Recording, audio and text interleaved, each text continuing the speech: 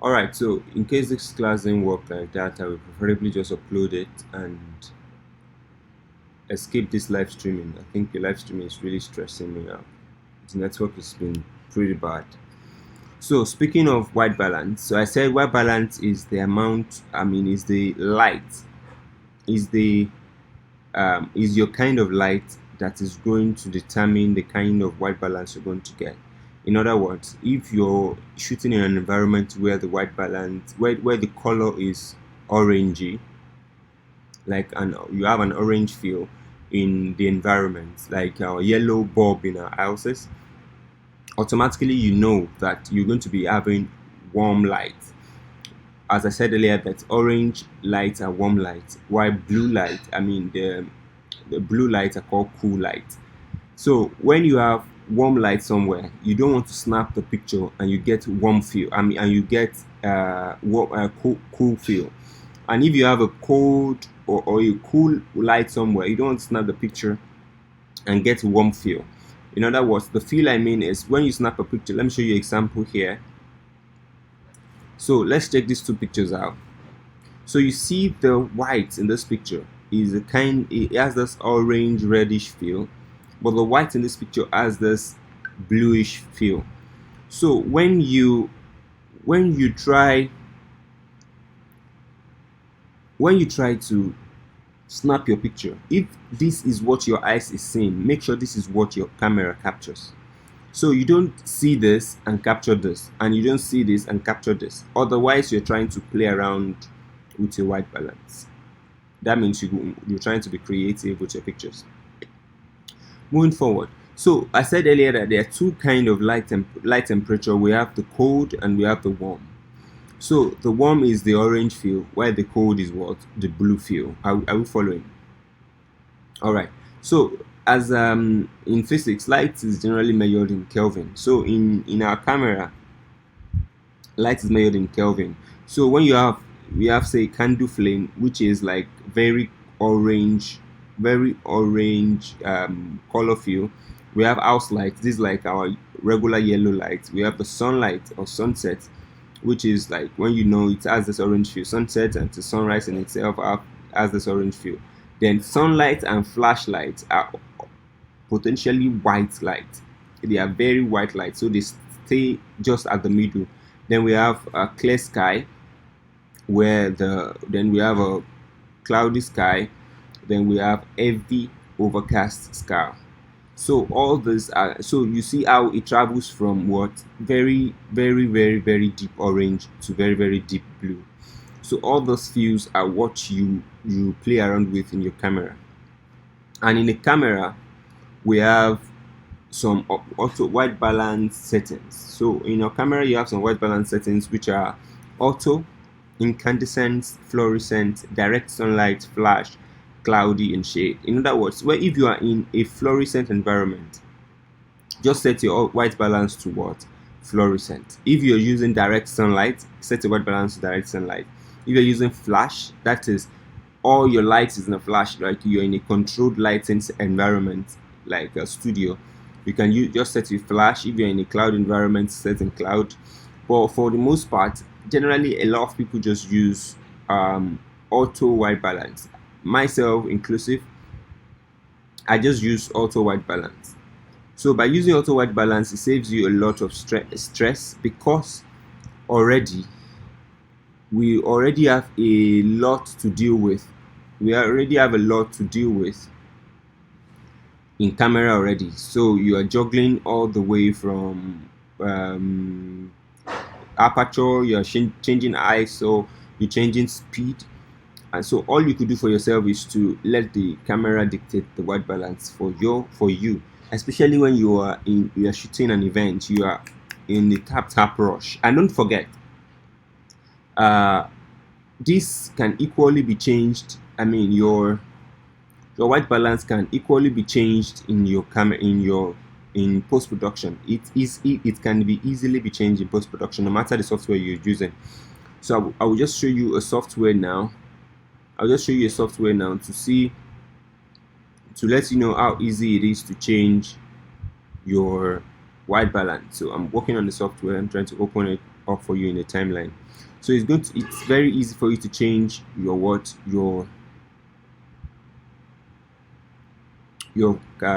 balance in your pictures. So I'm coming on it. Media source, yeah, I think so. No media source. Um,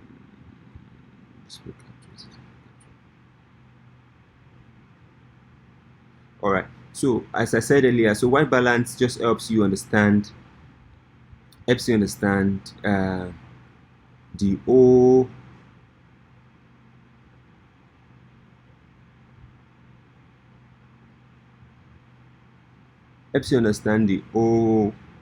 essence of the picture. So if you are in an environment where your light was supposed to be blue and you are snapping and you are getting warm, you automatically know that it's not your camera setting that is faulty, it is your white balance settings as it is. So easily you just go to your white balance and switch. So I'm just trying to tell you that I'm just trying to show you how easy it is to change white balance in a picture. So I'm going to open up a picture in my Photoshop. So let me give you guys a slide already. I'm going to open up a picture in my Photoshop. I'm just going to go on here and let me just bring in this fine boy.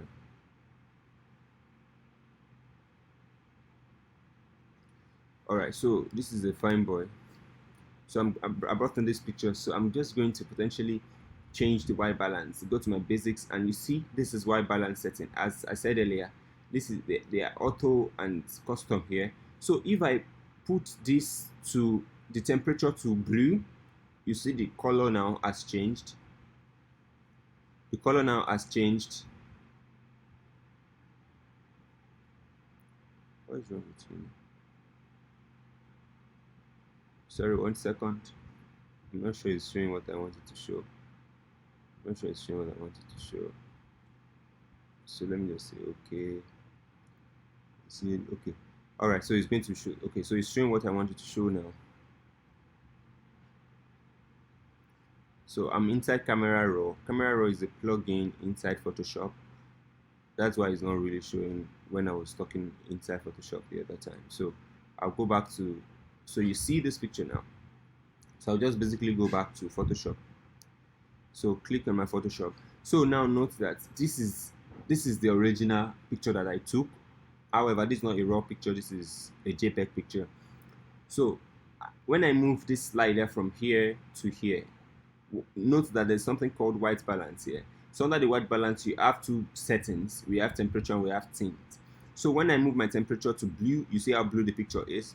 When I move my temperature to what? Orange, you see how orangey the picture is, whatever.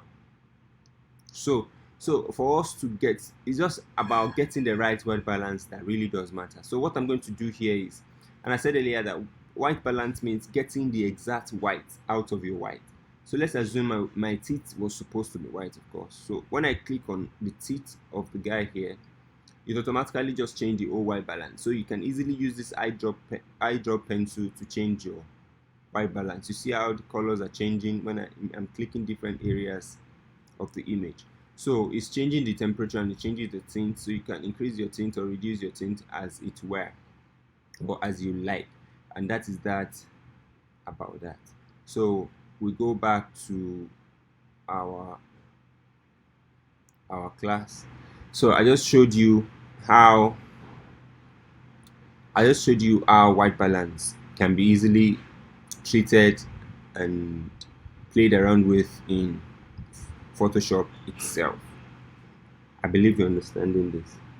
So in simple English language, white balance is getting your white to be white inside camera. So if you can see the color as white, if you can see it as white, if the light in the environment has not changed the color from white to another color, make sure the white is white in your camera too. But for the most part, you're at an event where there's so much color, it's going to be hard for your camera to dictate or predict that kind of color. So sometimes you can, if you understand how to set up manual presets, you can get that. But then for the most part, we just set a camera on auto, then we fire down. So when we're shooting auto and it's not really working, then we can now tweak to see, okay, what kind of light is in this environment, then we change it to that. Another important aspect of photography that we need to learn before we enter into the practical mode is called creative composition. So as I said in my note here, that the difference between a good photographer and a great photographer is creative composition, knowing what, where, and how the composition will put ahead. Blah, blah, blah, blah, blah, blah. All right, so 6 effective method of composition. Visualize your image, know what you want to snap.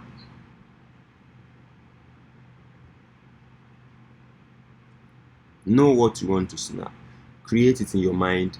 Know how to position your image.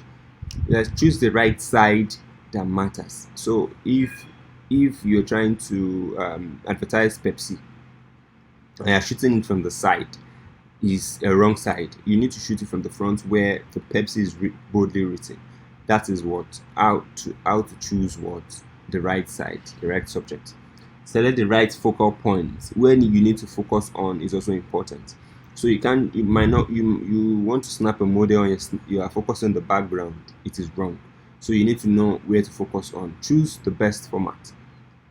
All right, in this mode, you should know what angle are you going to be shooting from. For in between say 45 degrees, or you want to shoot from a 90-degree angle or a 360-degree there's no 360 angle. A 180-degree angle, like that. Watch the background. Now if you're shooting someone and your background is too busy, tendencies are the person will be lost in that background. So if you're shooting something or a product shoot, make sure that your background potentially stands out. Okay, line leads the highest within the image. Or although you have great image overall, the composition plays in the interesting focal point, you still need something more. Line, vertical, horizontal. So if you're shooting in an environment and there is a door, most often than not, doors are always straight. Now you shot the picture and your door is bent. Try as much as possible to get the door to be straight, because naturally it will not be pleasing to somebody's eye when they see that the image is bent. And that is that about that. So I've said earlier that there's 1001 composition laws and theories. There are theories of layer third, so many theories like that. So you need to take time, understand all those things. As we go into the practical class, we'll be teaching more on how to composite your image as it stands.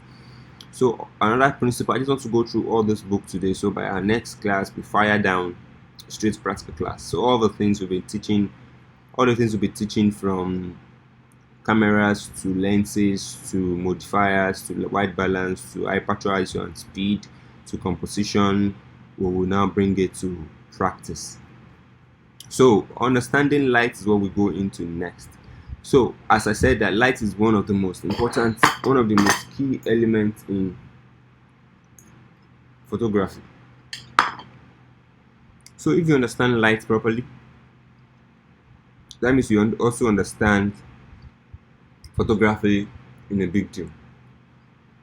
So by understanding light, say there are 6, I just listed there 6 principles of light.